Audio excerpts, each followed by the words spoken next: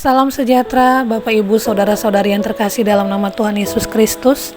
Hari ini perenungan kita terambil dari Roma 15 ayat 1-13. Saya memberikan tema saling melengkapi. Sebuah puzzle terdiri dari kepingan-kepingan yang saling melengkapi, yang gambar indahnya tak akan sempurna jika ada salah satu kepingan yang hilang. Paulus dalam pelayanan di Roma menasihatkan jemaat untuk saling melengkapi dalam kehidupan sehari-hari mereka. Melalui pasal ini kita belajar dua hal. Yang pertama, kesenangan sesama. Dalam ayat yang kedua, Paulus menasihatkan bahwa yang kuat wajib menanggung kelemahan orang yang tidak kuat. Melalui ayat ini, Paulus menyatakan bahwa setiap manusia memiliki kekuatan masing-masing, di mana terdapat banyak talenta di setiap diri manusia.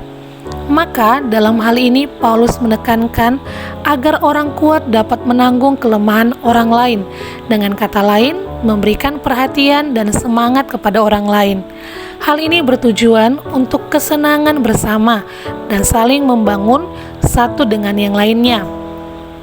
Paulus menunjuk kepada teladan Kristus yang tidak hidup untuk dirinya sendiri, tetapi untuk kesejahteraan orang lain. Setiap kita pasti memiliki kelemahan dan kekuatan tersendiri yang belum tentu dimiliki oleh orang lain. Hal ini bertujuan untuk kita saling melengkapi satu dengan yang lainnya sebagaimana Yesus. Yang kedua, saling menerima. Ayat 7. Natur manusia adalah tertarik dengan apa yang terlihat oleh mata jasmani. Dari apa yang dilihatnya itu biasanya akan menjadi penilaian tertentu, sehingga ada sikap yang berbeda antara satu dengan yang lainnya. Berbeda dengan Yesus Kristus yang tidak pernah membeda-bedakan setiap kita. Dia menerima apa adanya kita. Yesus Kristus tidak membedakan masing-masing kita, apakah kita berdosa atau tidak. Dari ayat ini kita belajar untuk menerima satu akan yang lain, sama seperti Kristus juga telah menerima kita untuk kemuliaan Allah. Hendaklah kita saling menerima, merangkul, dan saling memperhatikan, sebagaimana bukti bahwa kita sungguh-sungguh mengenal hati Tuhan. Tidak sama dengan konsep saling menerima, merangkul, dan memperhatikan dalam hal duniawi. Orang dunia saling menyenangkan dan memperhatikan. Misalnya, jika merasa letih dan capek, mereka pergi minum minuman keras. Dalam komunitas yang demikian, ia merasa diterima. Namun, tanpa disadari, hal itu akan membawa kerugian bagi kesehatan diri sendiri dan tentunya mendukakan hati Tuhan.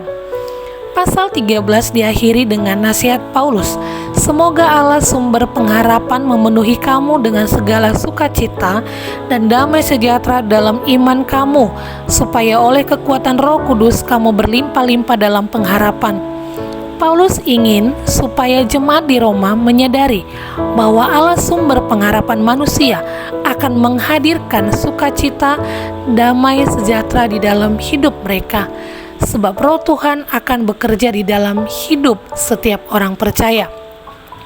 Melalui perenungan hari ini, marilah kita selaku orang percaya untuk saling melengkapi satu dengan yang lainnya. Yesus Kristus adalah teladan kita. Ia rela menanggung setiap kelemahan kita. Ia menerima dengan apa adanya kita. Biarlah melalui kita orang lain melihat kemuliaan Allah. Yesus adalah sumber pengharapan bagi kita yang tidak akan pernah meninggalkan kita sedetik pun. Shalom, Tuhan Yesus memberkati.